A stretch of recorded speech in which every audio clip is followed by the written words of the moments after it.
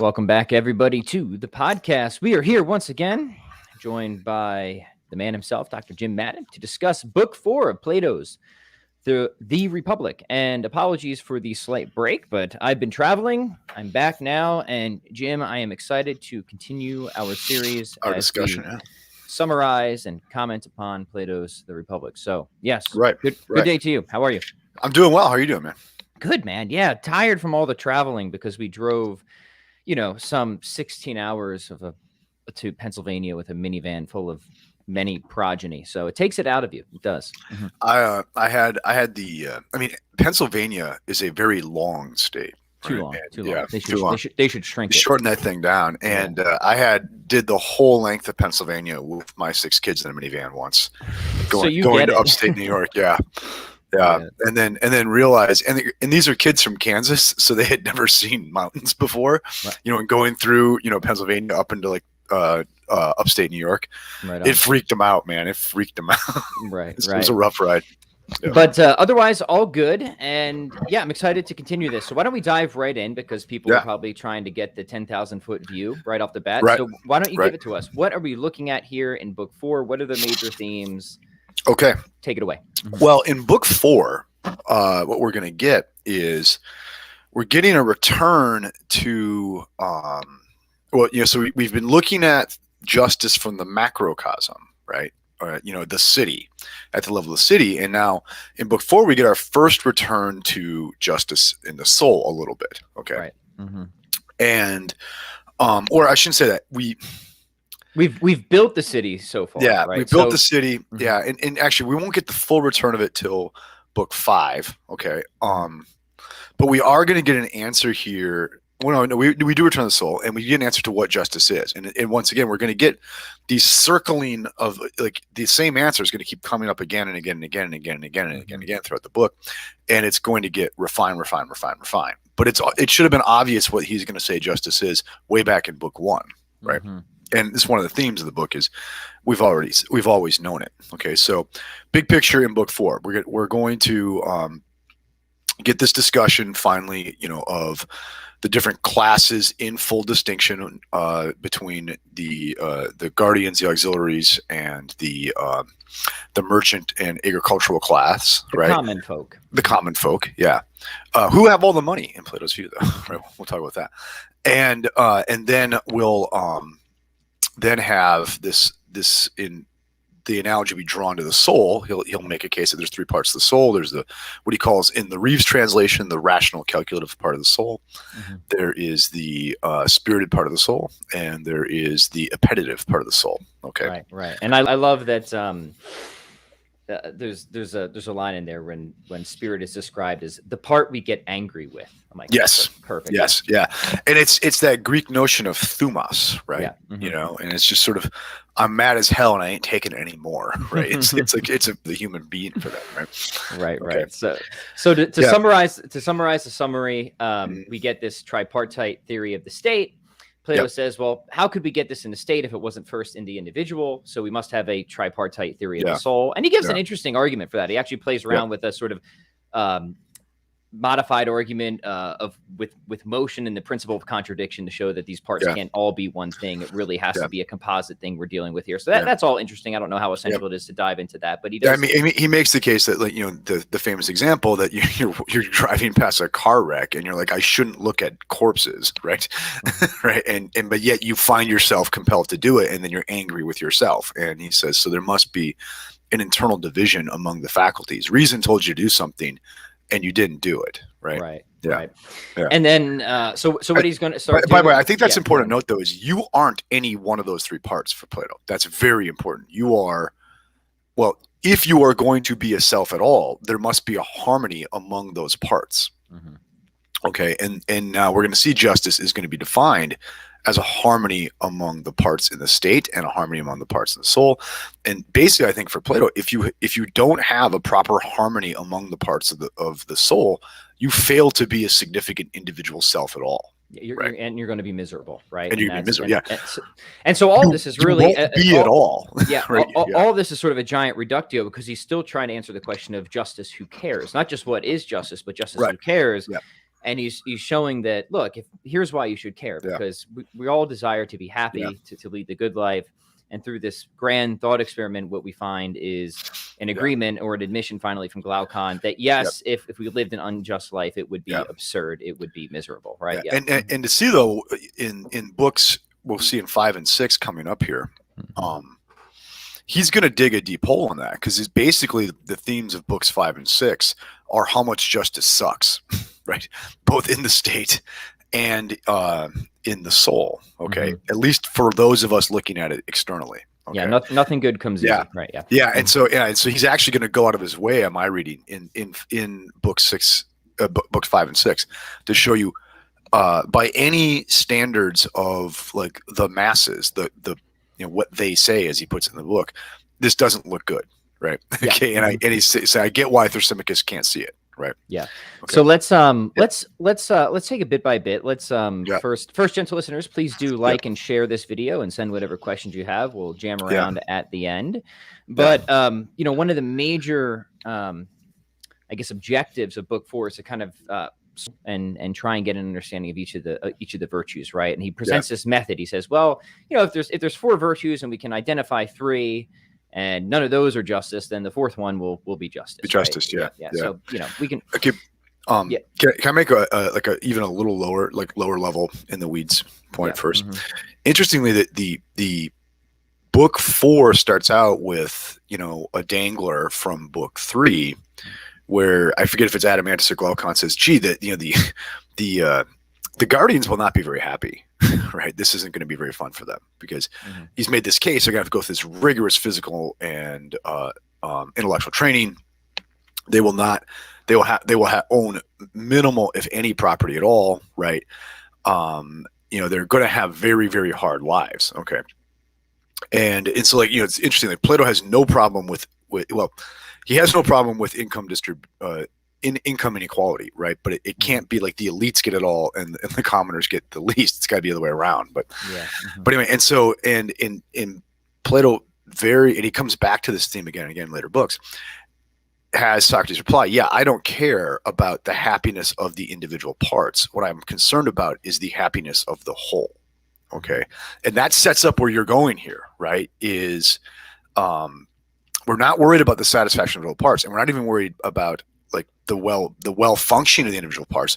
We're worried about the function of the city as a whole and the individual as a whole. Okay, and now each part of the city has a craft associated with it. Okay, so the guardians have the craft of rulership, right? Okay, with prudent wisdom.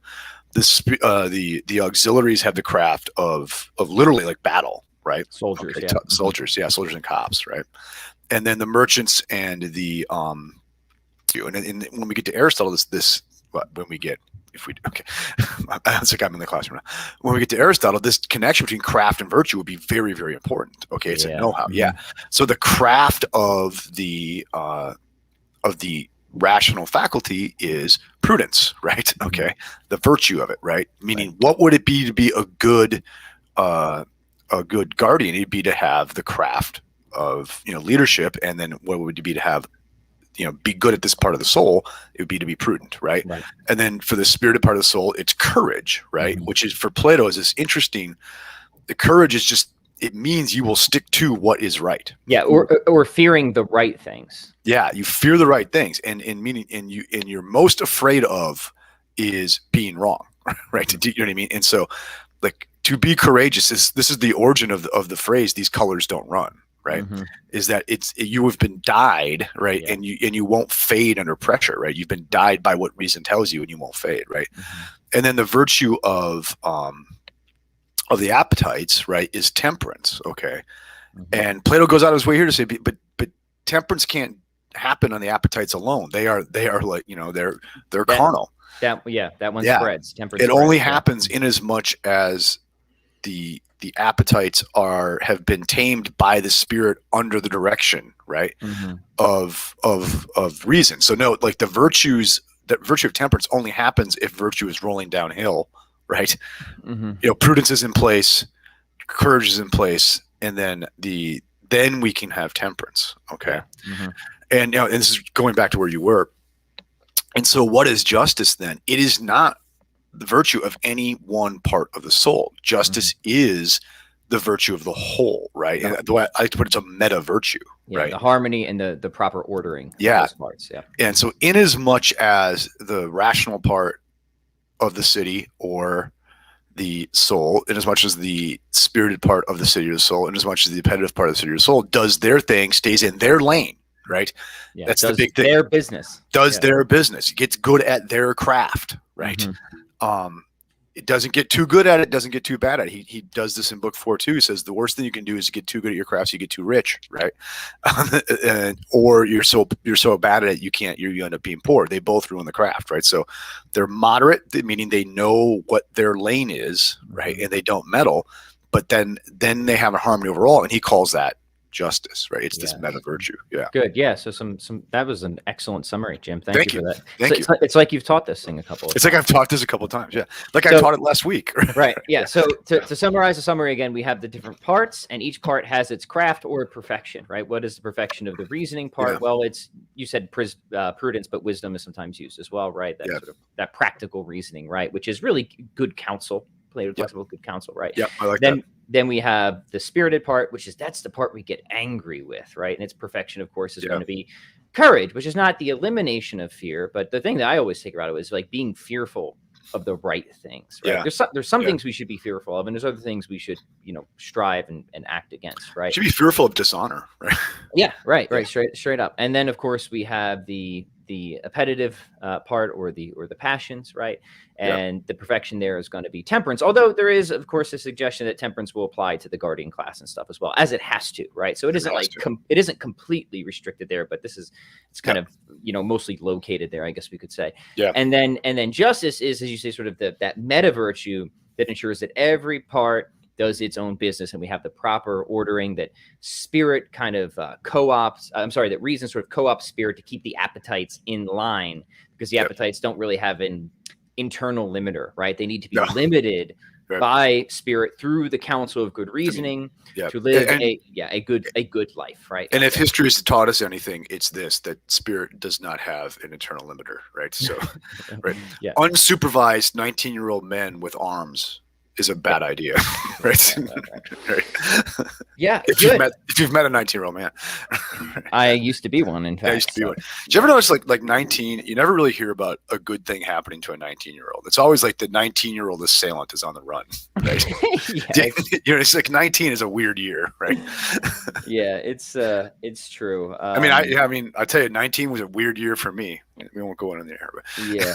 So there were a few lines that just struck out. To me. I mean, what's the part of book 4, Jim, that strikes you the most? What's your biggest aha moment here? I wanted to go to that. Cool. And so you get it's in pages 110, 111 of the Reeves, in the was it Stephanus numbers? Or is it Becker numbers for Plato? I always forget. It's in 426a over to 426. Yeah, it's marginal number 426 over to 427, 426a to 427a, right? He comes back to these diseases of intemperance again. Okay, which is interesting because he went off on this back in, what was it, book 2, right? About whether or not we should treat people who have made themselves sick by intemperance. Okay. Yeah. Mm-hmm. And he brings it up again here, and I think this is actually important for what's going to go on later. Okay. Yeah. And temperance is the Jocko virtue, right? Yes. He literally talks about temperance as mastery of self. Yeah, exactly. Yeah. This is once again why Jocko's not a Stoic. Yeah, he's an Aristotelian. He's an Aristotelian, or okay. Broad. He's a broad Platonist. Yeah, broad. Yeah, like Aristotle. You and I are of a mind on that one, right? Yeah, for sure. Okay. Yeah. Well, anyway, so earlier in book 4, and I actually this was a quiz question from my students, right? Is Socrates says the one thing that we cannot compromise, the overseers, and never really says who the overseers are, right? But the one thing the overseers cannot compromise on is education. They cannot compromise on education. Education and nurture, baby. Yeah, if you lose education, man, justice will break down. Mm-hmm. Okay. Mm-hmm. And this will become, I think this will be very important later when we get this contrast between the tyrant and the philosopher king, because the tyrant does not educate, whereas the philosopher king educates. Okay. Mm-hmm. And this is why You go ahead, sir. No, I'm surprised that there isn't a mention, especially in, not to get, I guess, too contemporary, of the possibility of sort of anti-education, right? Or the guise of education. But we can put that. No, actually, I think that's exactly what the tyrant does. I agree. Yes, yeah. In the Republic, yeah. Mm-hmm. Anyway, and so and because I read the Republic, it's a treatise on education, like what it is to be enlightened. Okay. Yeah. And so we get this, like, we can't compromise education. Okay. And then not long after that, we get this, okay, but what about these people with diseases of intemperance? Okay. And if you look at, that section that it's probably tedious for us to read aloud here, but if you look at that section, what Socrates, the boys come to is, look, it'll be very tempting for leaders, right, to simply flatter people who have these diseases of intemperance. Okay, meaning they will be unwilling to educate them about their own faults. Does that make sense? Okay, and they'll refuse to say, no, you're in the situation because of your own doing, and we're going to demand of you that you take action in fixing this. Okay. Instead, he said they're going to flatter them, and then behind their backs, they will pass laws, right, to make what they're doing illegal. Okay. But then Socrates says, but then that's going to be a problem because they'll just circumvent those laws. So you'll have to make more laws. Does that not just sound eerily prophetic? I know. Yeah. Well, yeah. Right. Okay. We've seen this movie, haven't we? Right. Okay.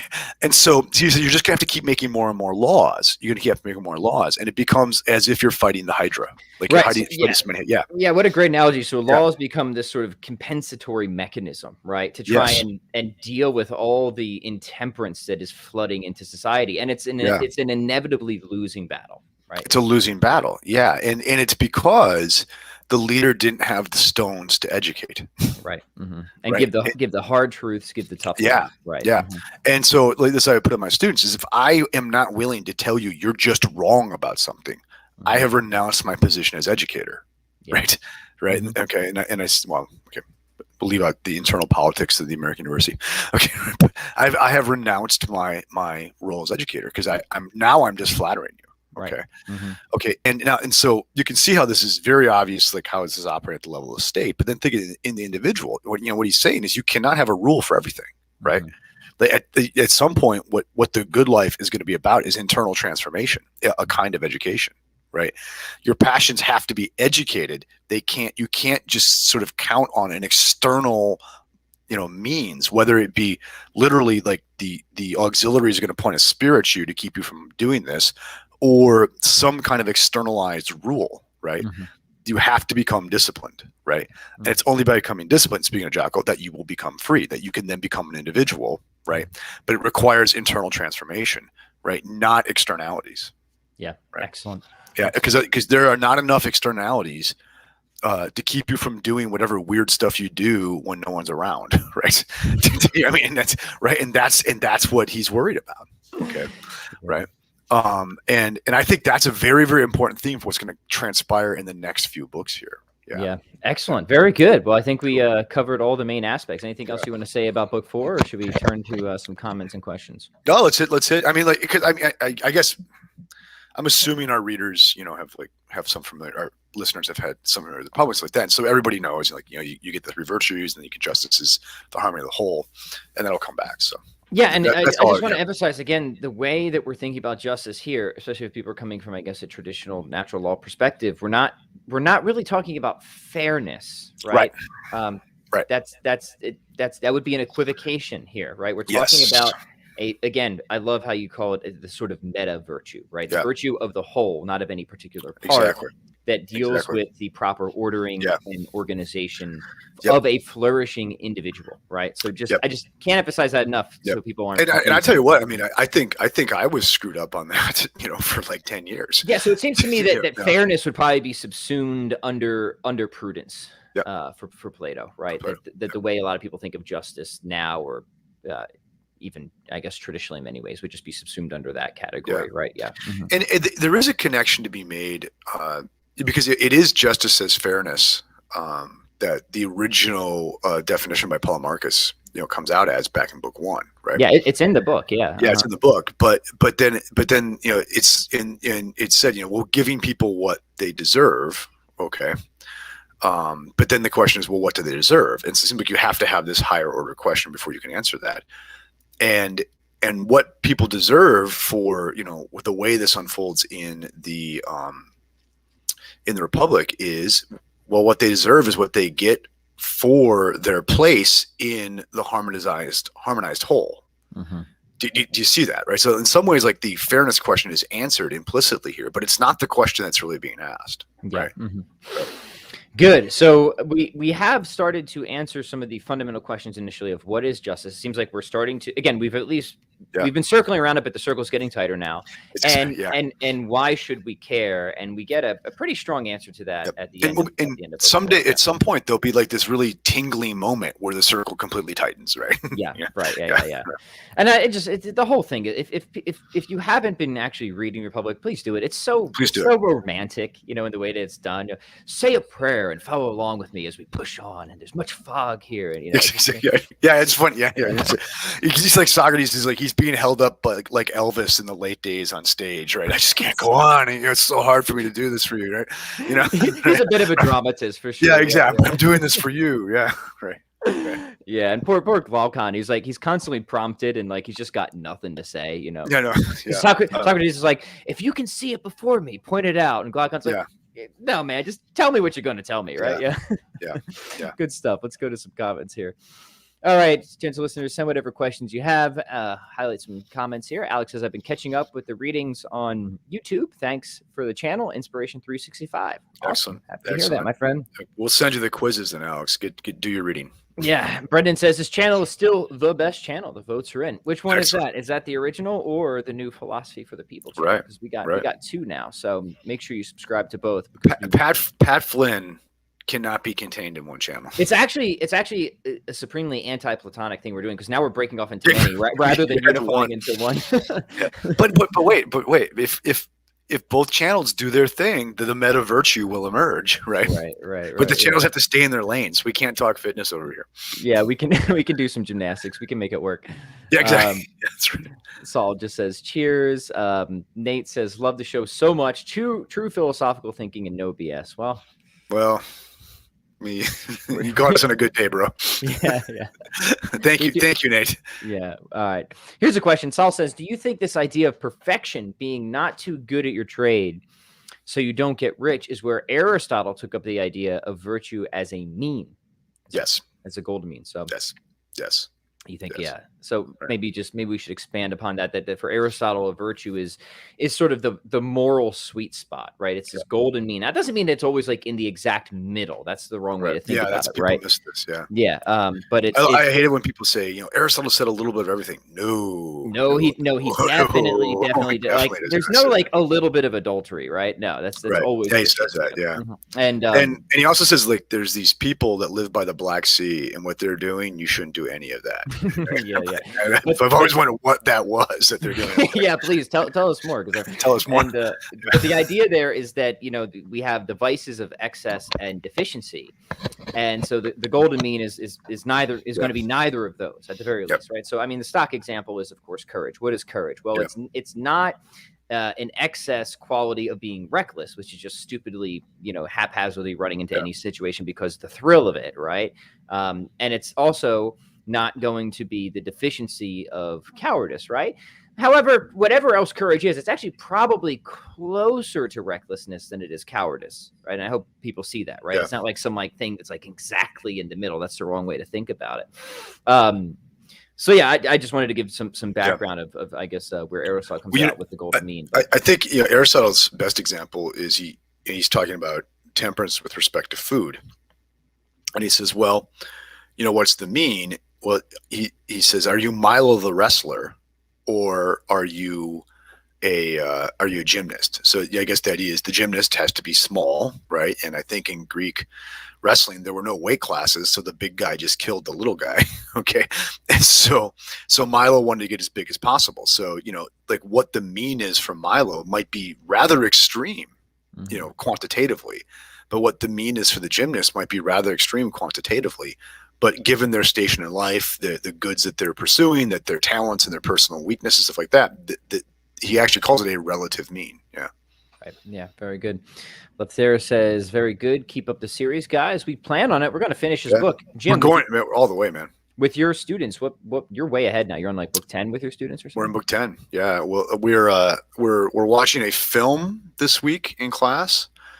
Not just because I want to do other things, but because it really ties up the Republic nicely. And then next week we'll start the Nitpicking Ethics. Yeah. Awesome. Alex says philosophy of the people does not compromise on education. Nor do we charge for it. No, that's right. And we do not flatter. Alex says, when one is being the gnat of Athens, then is one reintroducing education in an uneducated system? I think so. I think it's a good way to put it. Yeah. That gadfly status, right? You're willing to make trouble in your educating. Yeah. Right. Not for the sake of, I think it's important in contemporary times because you're not making trouble just for the sake of being a haphazard provocateur. You're not trying to scandalize. Right. You're doing it for the sake of trying to achieve an actual and honest good, but you're not afraid. Again, you're fearing the right things. You're being courageous because you're not afraid of saying, of cancel culture or something really stupid like that. Right. Yeah. Right. That's so yeah. So that's a good example. And I actually think this is one of the refreshing things about the way you do your thing on the podcasting, Pat, is if indeed like you really do just live for the likes, right? You're going to become a flatterer, not an educator, right? But also like to be an educator doesn't mean you have to be a jerk and alienate people. I think you're a great example of being able to do this, right?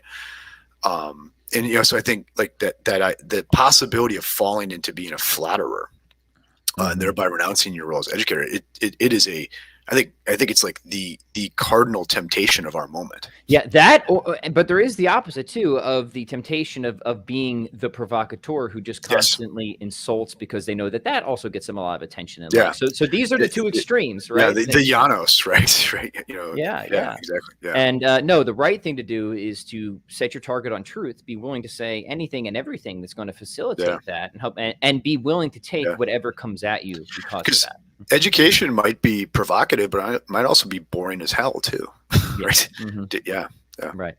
All right. Let's do one or two more here. Nate says, do you have any favorite audiobooks of the Republic? I have a 6-hour plane ride tomorrow. I feel like it would be a good way to spend that time. Well, you'll certainly get through a good chunk of it. Yeah, you will. Yeah. I don't have one off the top of my head, but I know there's just a ton on YouTube. So I would just find one that has a nice pace and soothing voice or something like that. Yeah. Yeah. I've never done an audio. One of my colleagues who we should actually have him on sometime to talk about actually a colleague of mine and I want to start a podcast where we're going to work our way through all the Platonic dialogues. And I should have him on to talk to you too. He's a good guy, but anyway, he's trained for a marathon and he just gets himself Platonic dialogues on audio and just runs every morning for an hour, right? Yeah. Listening to it. Yeah. That's one way to do it. All right. Last one here. Brendan says, I'll buy the merch. If you make it, they will buy. That's right. I don't know. Maybe we'll do t-shirts or something at some point. T-shirts. Yeah. It'd be kind of cool. Yeah. Here's the deal. I've said this before. If you guys want to support us, and we certainly would appreciate it. We both have fitness programs. Yep. That's my business. That's my livelihood. Yeah. Jim's a professor, but he has it as a sort of side hustle. So buy those, subscribe to those. And if you use them yourself, because I think they'd be good for you, or gift them to other people. Yep. I really like being in a position where my business is not attached to any of this stuff. I like that. It gives me, I don't know, it just gives me a certain autonomy. Not that I feel like I would be compromised if I. It hedges against flattery, right? Yeah, hedges against flattery. Yeah. I don't have to try and do any ass kissing or people pleasing. I can just talk about what I want to talk about. But I appreciate the offer for support, and I graciously would accept it. But check out, I've got programs. Jin's got programs all related to fitness. So yeah, you could not find someone more critical of kind of the system of tenure and promotion and stuff like that at most, American universities, right? As I sit in my, full professor tenured position, but the point of tenure, right, really is to liberate somebody from the temptation of flattery, right? To say that like I can walk in this room and I can teach what need to be taught and I can say the things that need to be said and I don't have to worry about getting, canceled by my students or the administrators because they don't like the content of it. I mean, that is the point of tenure, right? Yeah. Mm-hmm. Now it's not necessarily become that now. Okay. But I'll say this is if you are, performing as a para-academic on the internet, right? As Pat is in many ways, and our friend IJ is in many ways, right? And I increasingly am in some ways, right? There's no tenure, right? And so there's no tenure. So there is no structural protection that would like relieve you of the temptation of flattery. So I think it's something that we really have to be vigilant about. You know what I mean? And I struggle with it too, because in a lot of ways, this is my profession. So I'm like, it's not, like St. Paul says, it would not be wrong for me to ask to be paid for this, right? Mm-hmm. But yet I still want to keep it in this, this protected space from my temptation to flatter. Yeah, spot on. All right, I said one more, but we're going to do one more. That's right. To the one more. And I do like the idea of being a tenured para-academic, right? Tell me how that works. And that means what it means to be a tenured para-academic is that you have balls that clink. There you go. Right. You just don't care. Right. Yeah. I mean, it definitely helps to, we'll do an episode on how to become uncancelable. It's something that I've thought about for a while because, we'll save it for another time. Let's just do this question. Yeah. A wife with a job. Yeah. Or just become financially independent by starting your own business. That also works, right? Get the FU money. Right? Yeah, exactly. So Alex says, does Plato hate the arts? I had someone ask me this a while ago. Yeah. Alex, I'm gonna punt on this because we are gonna do a deep dive on that in book 10. Yeah. Cool. Okay. So you hold on to that, my friend, sir. Mm-hmm. In some ways too, we might even need a 2-parter on book 10. I know we have a lot of episodes here, but there's so much to do there. Yeah. We will definitely do an episode when we're done with all the books, just to summarize all the summaries. Yeah, exactly. Yeah. It'll be the meta summary. In some ways we should make that like the preface or the intro. That would be cool. Yeah. So we'll do that. And just also share some of our favorite personal takeaways and stuff like that. I think that'd be good. Awesome, Jim. Before we go, let's make some announcements. What are you working on? What do you want to tell people about? What am I working on? Let's see. I have a paper I'm giving at the American Catholic Philosophical Association meeting coming up in November, right? Groovy. I'll be doing a Thomistic Institute. Hold on. What's that paper about? It is about evolutionary psychology and Kant, Hegel, and Nietzsche. Sweet. Right. Yeah. And it's a very small, quick. I only have like 25 minutes to read the paper, and so it is basically a précis on a much bigger thing it's gonna happen, right? And let's see, I'm gonna be doing a Thomistic Institute, I guess like a keynote lecture at a conference that they're putting on at Yale in at the end of October. I think that'll probably be via Zoom. But to our people, it'll be available through the TI, Spotify, and SoundCloud. That will be on artificial intelligence. Nice, nice. Yeah, a proper philosophical generalist. Jim. Yeah, exactly. So looking forward to that. And basically beyond like why it's the embodied part of hylomorphism that's the important for rejecting artificial intelligence, not necessarily the transcendental part. Yeah. Awesome. Looking forward to that. Yep. Check out the Substack, friends. I got some new stuff up over there. Yep. And what else I have? That's all I want to mention for now. So I'll link the Substack. Jim, have you finally done it yet? No, I think tomorrow I should finally have a chance to do it. I got to kind of get through the midterms here, and then I'll have time to sit down and put the stack up. But I think I'm gonna put a bunch of the stuff that's on my website up on Substack too, and I'll keep putting the blog posts up through Substack. So. Yeah, so I promised I wouldn't share my Substack till I had at least 7 posts up. Now we're over 30, so we're rocking and rolling with this thing. Nice, so pretty consistent. Nice. So there we go, and very good. So gentle listeners, thank you for tuning in. Please do like, share, comment, and subscribe. Those likes and comments, they help with the algorithm, so we really appreciate it. And we'll catch you next time. Adios.